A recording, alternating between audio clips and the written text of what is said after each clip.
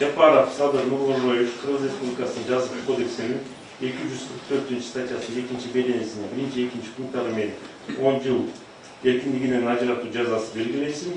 Соттук актылардан Кыргыз Республикасынын Кылмыш жаза кодексинин 16 статьясынын 3-беленесинин 3 пункту алынып салынсын. Соттук актылардан калган бөлүктөрү өзгөртүүсүз калтырылсын. Токтомго жатпай суроо кылган судьялар колдоп коюлду.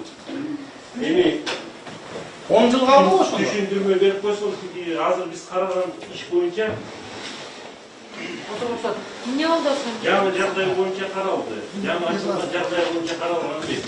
Кодекстер боюнча каралды. Жакшы түшүнөт. Ты жукпайсың. Болот жакшы. Жакшы түшүндүрмө берсеңер, түшүндүрмө берип коюлат. Азыр айткандай Базарбековдун арызында жаңы кодекстер боюнча эле кайра квалификациялоо жөнүндө суралган и жазаны түшүрүү боюнча болду. Ошол Канча түшүрдүңөр ошондо? 10 жылда. Эмнеге?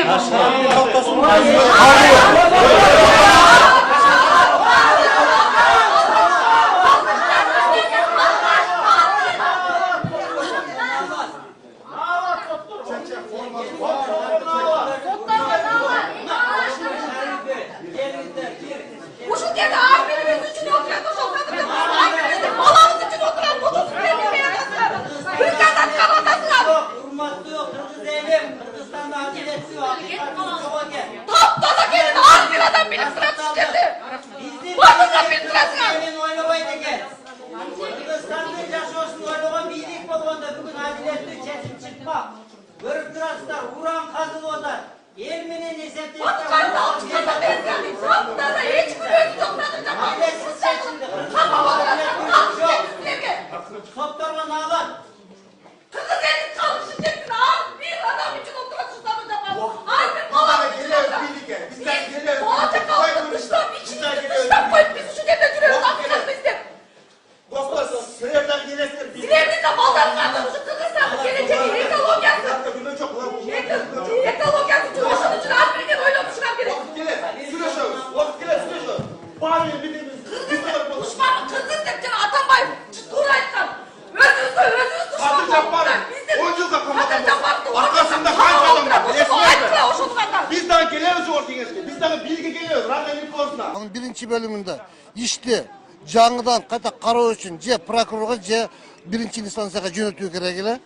Же болбосо экинчи пунктту алчу болсо, эгерде кошумча текшерүү талап кылынбаса, анда Садыр Жапаровдун кыймыл аракетинде кылмыш составы жок деген болсо,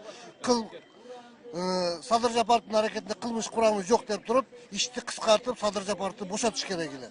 Ал эми 3-чү бөлүмүндө каралгандай, алар бул келишим, бул биздин келтирген өтүнүчтөр туура эмес деп чечкен учурда алар канааттандыруудан баш тартыш керек эле. Ал эми булар азыр колдонгон 87 статьянын 2-бөлүмү жана жаңы мыйзамдарды ордуна келтирүү, бул качан гана күнөөлүү өзүнүн күнөөсүн мойнуна алганда, ошо өзүн күнөөлүү деп сезген учурда гана болот. Ал эми жаңы жагдай бул жерде пайда болуп атат. 440 Жазык процессуалдык кодексинин 442 статьясынын 4-бөлүмүндө жаңы жагдайлар деп кылмыш иштин жокко чыгарылышы же болбосо жеңилдетилиши бул жаңы жагдай деп табылат деп көрсөтүлүп турат. Бул жерде булар ошол ишти арызды канааттандыруудан жаңы жагдайлар бар деп табышты. Жаңы жагдайлар бар деп тапкан учурда ишти булар жаңы кароого жибериш керек эле. Же болбосо кылмыш ишти анын аракетинде кылмыш курамы жок деп кыскартыш керек эле. Бүгүн булардын өзүнүн чыгарган чечимин кайсыл мыйзамдын негизинде чыгарганда өзүлөрү тактап айтып бере алган жок. Андан тышкары берги адвокаттар айткандай 87 статьянын 2-бөлүмүнүн талабын алайык келтиргенде дагы анын жаза мөөнөтүн 7,5 жылга кыскартса болот эле. Бул качан гана күнөөлүү өзүнүн күнөөсүн мойнуна алган учурда. Демек бүгүнкү соттун чечими дагы мыйзамсыз болду. Бизде дагы мүмкүнчүлүктөр бар. Биз жаңы ачылган жагдайлар боюнча сөз кайрылабыз. Анткени мыйзамдын талабын алайык. Мындай жаңы ачылган жагдайлар боюнча биз 1-Май райондук сотуна кайрылышыбыз керек.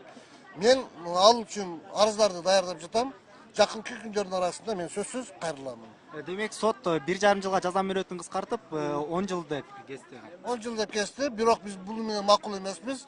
Биз дагы жаңы ачылган жагдайлар менен кайрылып, Садыр Жапаровдун толук акталганга чейин бардык мыйзамдуу аракеттерибизди жүргүзө беребиз. Бул жерде сиз ошол жаңы жагдайларга байланыштуу ишти кайра карап чыгыш керек дедиңиз. Анан Базарбеков Замирбек дагы бир жактоочусу. Бул жерде 7,5 чейин жаза мөөнөтүн кыскартты. Ушул адвокаттарда эки ача пикир болуп калган жокпу? Эми ар бир адвокаттар өзүнүн ой пикири болот. Мына мен сиздерге өзүмдүн оюмду айткан жокмун. Мен мыйзамды окуп бердим. Мисалы үчүнчү, ошол жерде сотторго айтып атам. Бөлөк кабыл ала турган чечимдер болсо, кайсы негизде кабыл аласыңар, мага көрсөтүп бергилечи ошол мыйзамды депчи. Мына ошол кодексти 446-статьяны өзүңүздөр ачып окусаңыздар да болот. Ал жерде 3 чечим кабыл алыш керек. Биринчиси ишти жаңы жагдай бар деп тапкандан кийин ишти жаңы эмеге кайтарып бериш керек.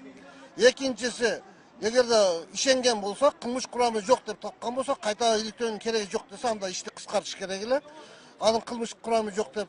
Үчүнчүсү, жаңы жагдай жок деп ишти канааттандыруудан баш тартыш керек эле. Алар жаңы жагдай бар деп кабыл алды. Кабыл алгандан кийин биринчи же экинчи чечимди кабыл алыш керек эле. Алар андай чечим кабыл алган жок. Ал эми алар кабыл алган 87 статьянын 2 бөлүмүндө каралган чечими качан гана күнөөнү өз мойнуна алып, күнөөсүн жаңы иликтөөнү суранбай, ошого макул болгон учурда гана ал статья колдонулуш керек.